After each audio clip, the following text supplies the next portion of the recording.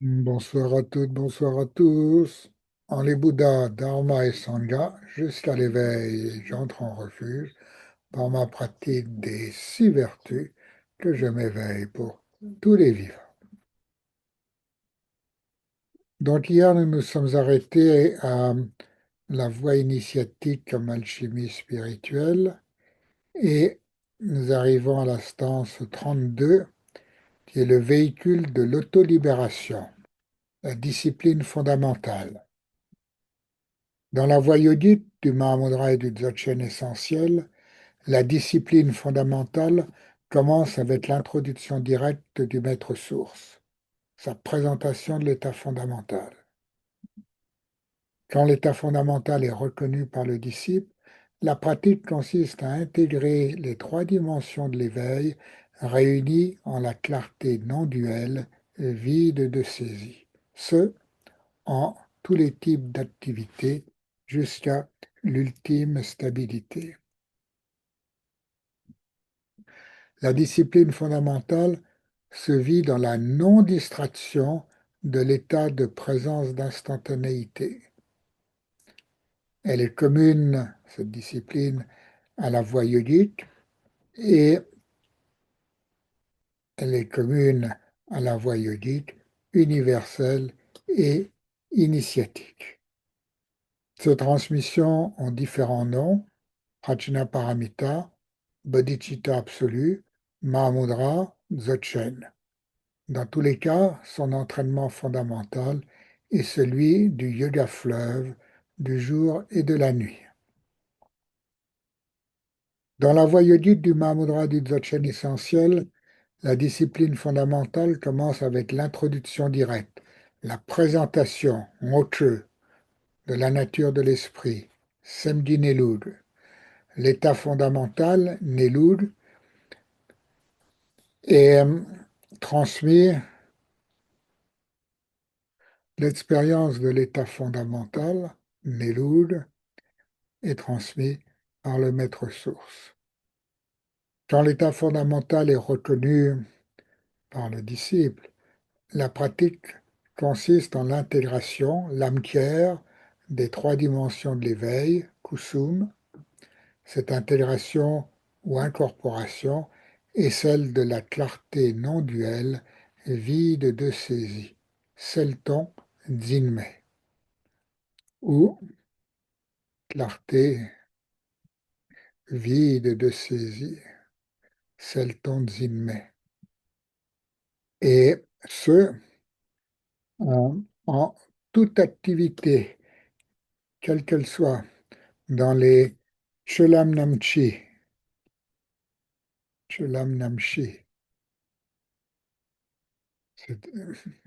jusqu'à l'ultime stabilité, Tenpa Topa. La discipline fondamentale se vit dans la non-distraction, Yenmei ou Mayen, de l'état de présence d'instantanéité, Datta Dishepa. Cette discipline fondamentale est commune à la voie yogique universelle et initiatique. Ces transmissions ont différents noms: Prajnaparamita, Bodhicitta absolu, Mahamudra, Dzogchen.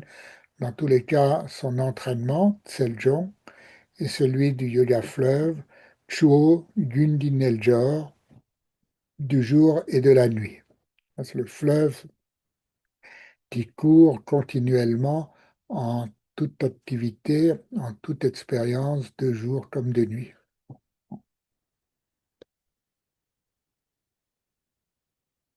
Instance 40. La triple ordination et la transmission Ekayana. Les différents niveaux de la discipline correspondent à la triple ordination, des préceptes, du vœu de Bodhisattva et des vœux de Vidyadhara, avec l'introduction directe de la discipline fondamentale. Les disciplines des différents yanas sont transmises progressivement à chaque étape de la voie ou globalement en une transmission fondamentale Ekayana. Donc les différents niveaux de la discipline correspondent à la triple ordination d'Omsum, qui est celle des préceptes de pratiquants de la vertu, Genyen Dompa, du vœu de Bodhisattva, Janju Sempe Dompa, et des vœux de Vidyadhara, Ridzindidompa. Vœux de Vidyadhara qui sont associés à l'initiation, Wankur, avec l'introduction directe, Moche, de la discipline fondamentale. Les disciplines des différents yanas, les tekva, sont transmises progressivement, rimdi, à chaque étape de la voie, ou globalement dans une transmission fondamentale ekayana, tekpachik. Les guides. Le cheminement sur la voie dépend du guide. Il est d'abord précepteur dans la discipline extérieure, puis ami de vertu dans la discipline intérieure. Il est d'abord, ça va mieux,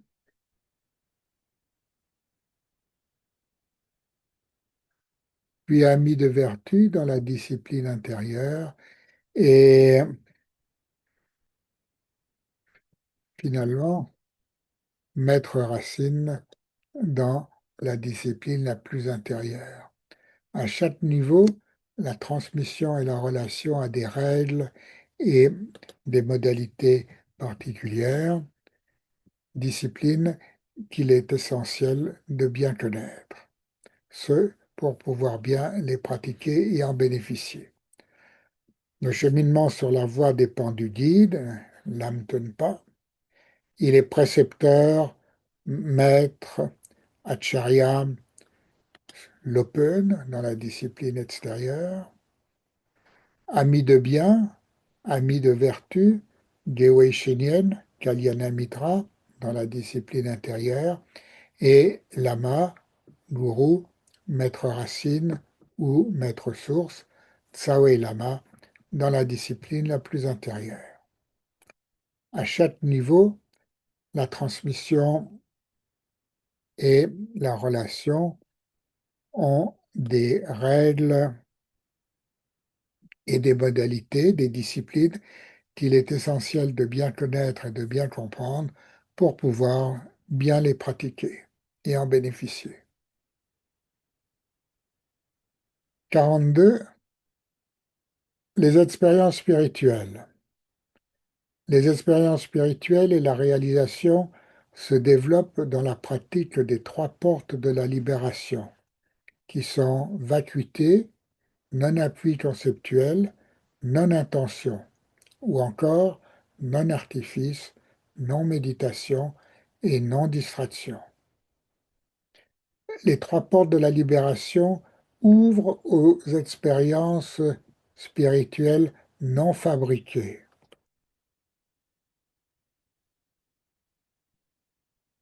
qui sont différents aspects de la claire-lumière, ou qui sont différentes expériences de la claire-lumière avec les vécus associés. Ils apparaissent progressivement dans trois types d'expériences spirituelles, de clarté, de non-conception et de félicité, ou vos expériences spirituelles non fabriquées, qui sont différentes expériences, peut-être plus explicites, de claire lumière avec les vécus associés. Ils apparaissent progressivement dans les trois types d'expériences spirituelles, de clarté, de non-conception et de félicité. Les expériences spirituelles, Nyam, et la réalisation, Takpa, se développent dans la pratique des trois portes de la libération, Namtar Gosum, qui sont vacuité, Tompani, non-appui conceptuel, Tsenimepa, non-intention, Mamenpa ou Menpamepa. Peut-être que Menpamepa est plus joli, le même sens.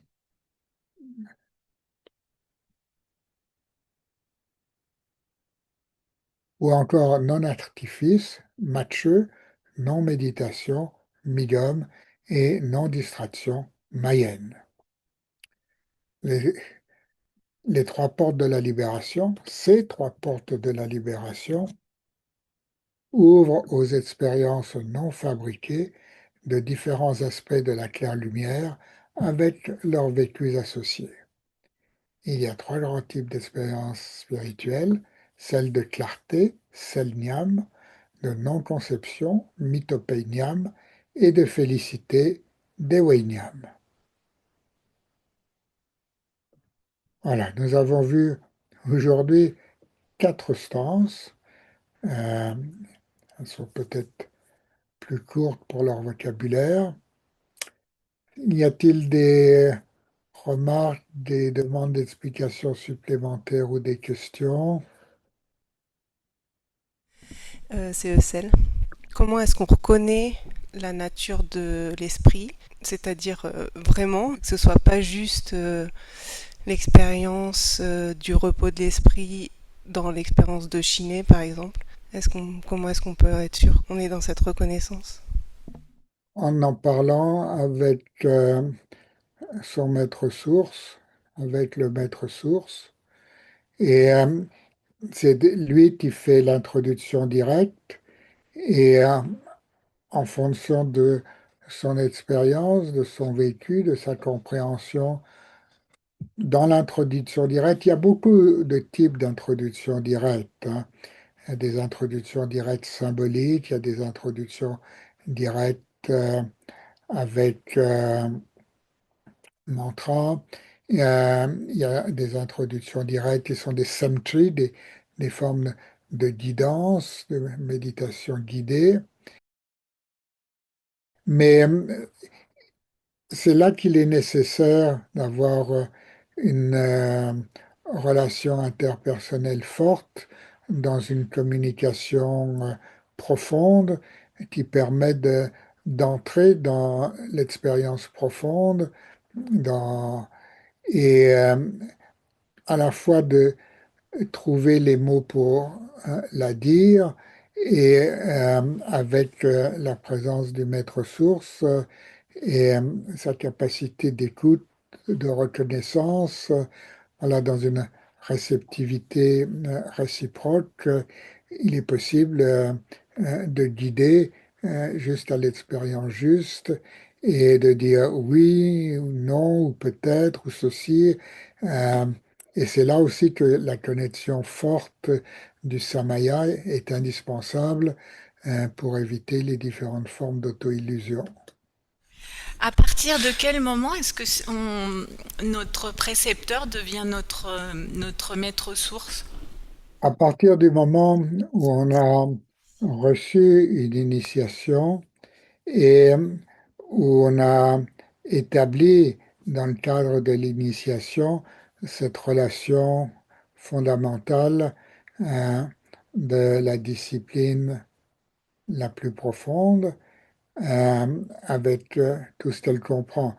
C'est pas le maître source, c'est pas juste choisir comme ça une figure hiératique qui a du renom ou un bon look ou quoi que ce soit, euh, une bonne physionomie. C'est la personne qui nous introduit à la nature de l'esprit, mais introduction qui nécessite de notre part cette réceptivité, cette disponibilité qui se cultive, se développe dans des préliminaires, dans des préparations, souvent dans des épreuves préliminaires, on appelle ça même des épreuves initiatiques certaines fois, et c'est cette connexion d'esprit à esprit, de cœur à cœur, dans une confiance profonde qui crée et qui constitue la relation de maître à disciple, de maître source disciple. Donc, c'est c'est pas comme ça un estampillage, c'est le développement d'une relation intime et profonde, authentique, au niveau le plus essentiel. Parce qu'en fait, on reçoit des longues de Chenrezig ou de assez rapidement, en fait. Alors, on reçoit le Lung de Chenrezig, on reçoit la transmission de Chenrezig, qui est l'initiation ou le Yidam, la déité la plus essentielle, la plus fondamentale, et qui peut convenir à tous, justement de par son caractère fondamental, qui peut être pratiqué par tous et qui peut être pratiqué à beaucoup de niveaux, depuis le niveau le plus extérieur, qui pourrait être même très théiste, hein, au sens, voilà, et qui peut relever de ce qu'on peut même appeler une pensée magique. Mais c'est néanmoins bénéfique s'il y a la connexion et par là même une influence spirituelle qui passe. Après, la compréhension, la pratique peut s'approfondir et de plus en plus jusqu'à la discipline fondamentale qui est la plus profonde. Et en fonction de notre réceptivité, qu'on ait une réceptivité Rab, Jin, Tama, on dit.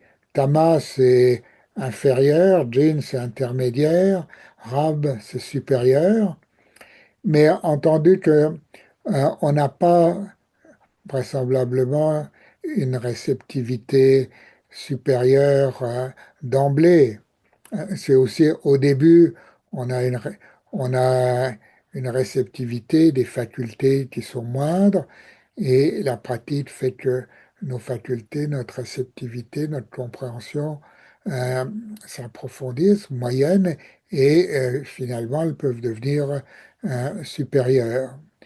Et l'avantage d'un sadhana tel que le sadhana de Chenrezig, c'est qu'il peut être compris à tous ces différents niveaux et c'est même le propre d'un sadhana d'un tantrique d'être polysémique et de pouvoir justement se comprendre aussi bien à un niveau extérieur qu'à un niveau fondamental, en fonction de la réceptivité, de l'intelligence et de la capacité du disciple. Toute vertu ainsi pratiquée est sans aucune appropriation dédiée au bien de tous les vivants en la réalité absolue. Om Mani Padme Hum